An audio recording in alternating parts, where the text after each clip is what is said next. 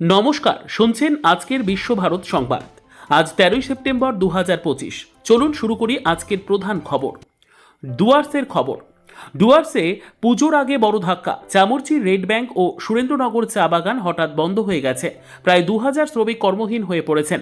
উত্তরবঙ্গের বাণিজ্যেও অস্থিরতা। পানি ট্যাঙ্কি সীমান্তে শত শত ট্রাক আটকে আছে নেপালের বিক্ষোভের কারণে। প্রতিদিন প্রায় 200 থেকে 250 কোটি টাকার ক্ষতি হচ্ছে বলে জানাচ্ছেন পরিবহন ব্যবসায়ীরা। পশ্চিমবঙ্গের খবর।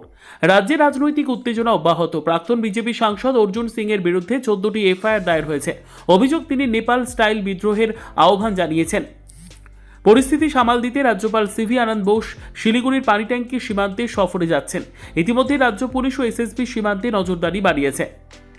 জাতীয় খবর। প্রধানমন্ত্রী নরেন্দ্র মোদীর প্রথম সফর মণিপুরে। চূড়াচাঁদপুর ও ইম্ফলে তিনি 7300 কোটি টাকার উন্নয়ন প্রকল্পের উদ্বোধন করেছেন। মোদী বলেছেন, মণিপুরে শুরু হচ্ছে নতুন অবকাঠামোর যুগ। অন্যদিকে ক্রিকেটে উত্তেজনা চরমে। ভারত পাকিস্তান এশিয়া কাপ ম্যাচের আগে সোশ্যাল মিডিয়ায় বয়কট এনডিভি পাক এবং বয়কট এশিয়া কাপ ট্রেন্ড করছে। আন্তর্জাতিক খবর।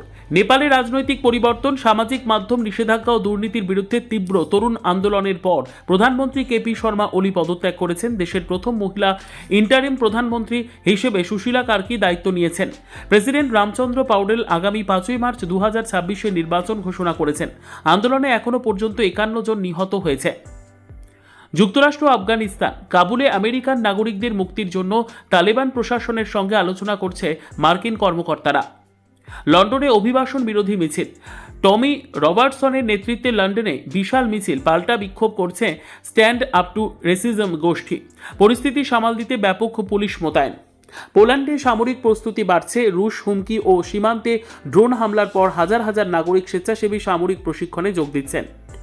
নাটোর দেশগুলির উদ্দেশ্যে ট্রাম্পের বার্তা। রাশিয়ার তেল কেনা বন্ধ না করলে আরও কঠোর নিষেধাজ্ঞার হুঁশিয়ারি দিলেন মার্কিন প্রেসিডেন্ট। হোয়াইট হাউসে নতুন বিভাগ গঠন। পেন্টাগনের নাম বদলে ডিপার্টমেন্ট অফ ওয়ার করার পর এবার তৈরি হলো ওয়ার ডাইরেক্টরেট, যা সরাসরি যুদ্ধ সংক্রান্ত সিদ্ধান্তে ভূমিকা রাখবে।